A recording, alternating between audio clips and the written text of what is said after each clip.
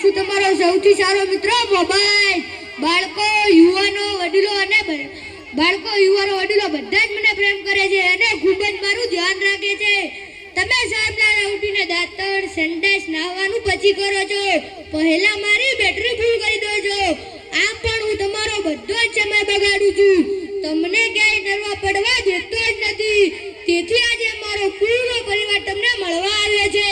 હું છું Facebook. Social મીડિયાની શરૂઆત મારાથી થાય. મારા દ્વારા તમારા હજારો મિત્ર બને. લોકો તમારા ફોટા અને વિડીયો પર લાઈક અને કોમેન્ટ કરે. બસ તમારી આંગળી મોબાઈલ પર ફેરવતા રહો ને મસ્ત રહો. તમને ખોટ છોડે હું તને ફોટો વિડીયો મોકલવા, વાતો કરવા, વિડીયો કોલ કરવા, સ્ટેટસ મૂકીને બધાને બતાવજો. ખૂબ જ મદદ કરશું. બોલો હું કોણ? ઇન્સ્ટાગ્રામના તમને બધાને રામ રામ રામ રામ ને રામ રામ.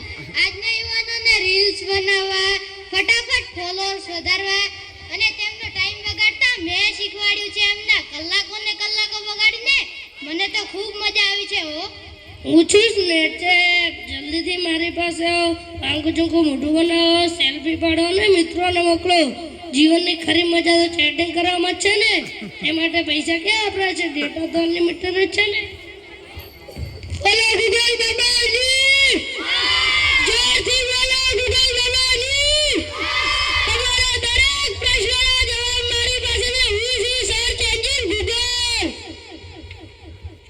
તમને બધાને ખોટો ભ્રમ છે કે તમે આઝાદ છો. અંગ્રેજોની ગુલામીમાંથી આઝાદી મળી તમને વર્ષો થઈ ગયા, પણ હજી મારો પૂરો પરિવાર WhatsApp, Snapchat, Google, Facebook, Instagram આવી વિદેશી એપ્લિકેશનોથી તમને ગુલામ બનાવી દીધા છે.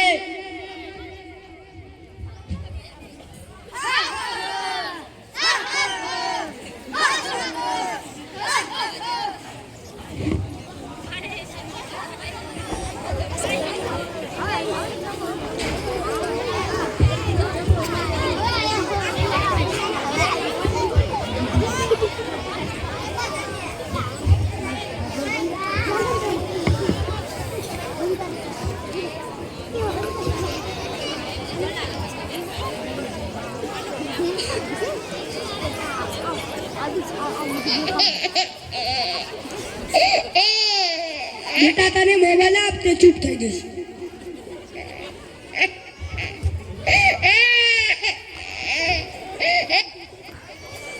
અલા ભાઈલું તો મોબાઈલ જોતા જોતા ઊંઘી ગયો.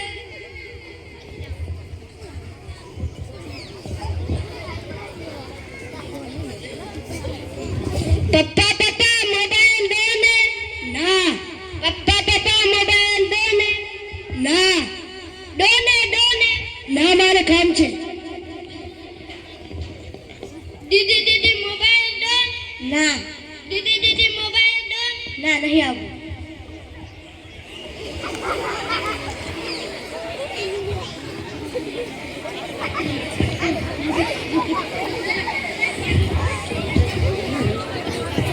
જુઓ, આ તો બધા જ મોબાઈલમાં વ્યસ્ત છે. પપ્પા મારે કાલે ગણિતનો ટીચર દાખલા શીખડાવવાનો. મારી પાસે સમય નથી. જા તારી દીદીને જઈને કહે.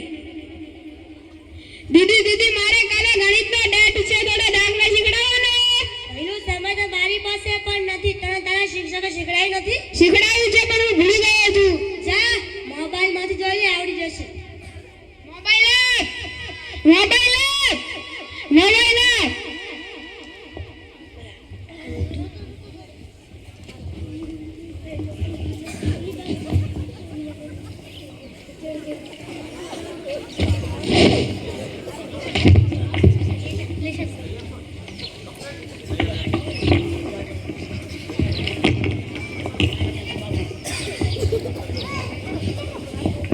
જુઓ તો મોબાઈલમાં જોઈને લેખન કરી રહ્યો છે. જુઓ તો મોબાઈલમાં જોઈને ગેમ રમી રહ્યો છે.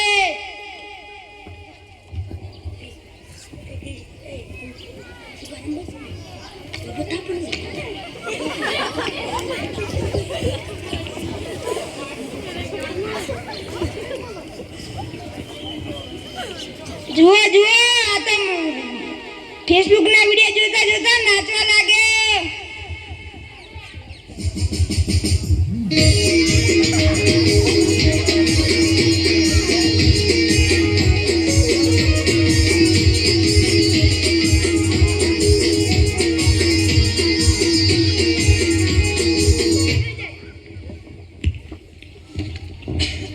જો આ તો મોબાઈલમાં રીલ્સો જોવા માંડ્યો. જો આ તો વાંકો ચૂંકો મોઢું કરે સેલ્ફી પાડવા લાગ્યો.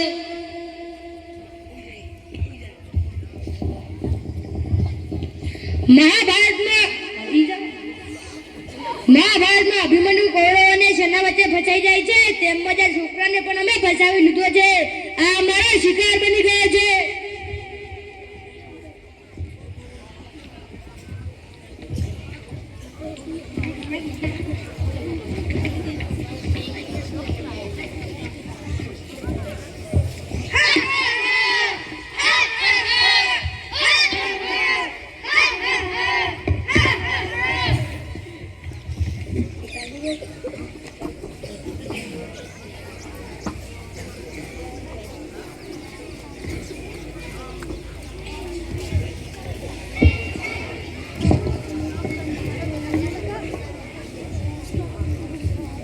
પિયુષ ઉઠ, પિયુષ ઉઠ. પપ્પા મેં પિયુષને ક્યાંનો ઉઠાડ્યો પણ તે ઉઠી રહ્યો નથી. પિયુષ ઉઠ જા પાણી લેના.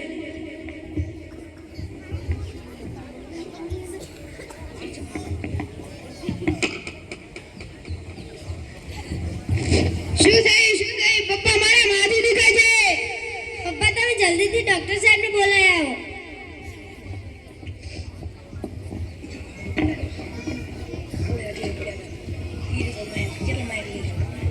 બેટા ઉભો થા તો.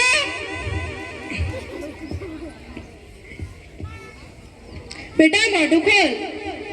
તમારો છોકરો કેટલો સમયથી મોબાઈલ જુએ છે? આ એને મોબાઈલમાં ખૂબ જ વાત છે. આ મોબાઈલ જોતા ઘણી વખત ઊંઘી પણ જાય છે. મોબાઈલની પૂરી બેટરી ઉડી જાય ત્યાં સુધી વાપરે છે. જો વધારે પડતો મોબાઈલ જોવાથી તેના માનસિક મગજ પર અસર થાય છે. માટે જાડા કાચવાળા ચશ્મા લાવવા પડશે. મોબાઈલ લત છોડાવવી પડશે. સાહેબ અમે અમારા ભાલુ માટે બધી જ કોશિશ કરશું. બોલો શું કરીએ? સૌથી પહેલા તો તમે પોતે જ મોબાઈલનો જરૂર પૂરતો જ ઉપયોગ કરતા શીખો.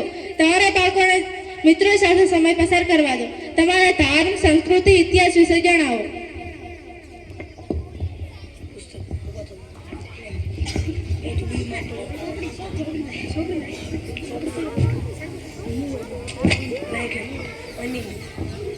અરે આ છોકરાએ તો પુસ્તકોને પણ તેના મિત્રો બનાવી દીધા છે. કાંઈ WhatsApp, Snapchat, Google, Facebook, Instagram. હવે આપણું કાંઈ જ કામ નથી. હવે આ આપણી ગુલામીમાંથી આઝાદ થયું છે. આને આગળ વધતા હવે કોઈ નહીં રોકી શકે.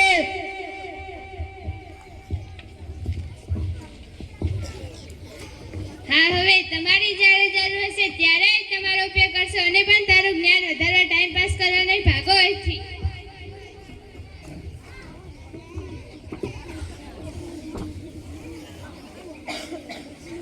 જોઈને બાળકો, વધારે પડતો મોબાઈલ જોવાથી આપણને કેટલું નુકસાન થાય છે, આપણો કેટલો સમય બગાડે છે. જો તમે મારી સાથે દોસ્તી કરશો તો આ બધા દુશ્મનો હારી જશે અને તમે આઝાદ બની જીવનમાં ખૂબ જ સફળ થશો. સારા નાગરિક બની ભારતના વિકસિત દેશ બનાવવાના સપનાને સાકાર કરીશું. બોલો